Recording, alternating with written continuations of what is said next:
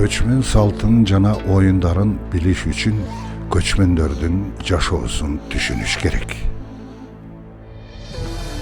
Эр жүрөк тайманбас болуу менен бөрүнү да куралсыз кол менен туткан. Атты шамалдан ылдам чаап, аманатты учурунда тез жеткирген. Дүйнө жана жаратылыш менен таттуу мамиледе болуп, табигаттан зор күч алышкан. Zaman агымы бизди алдыга сүрөйт, бирок көчмөн руху өзгөрүүсүз калат. Дүйнөлүк көчмөндөр оюндары күч биримдиги, рух биримдиги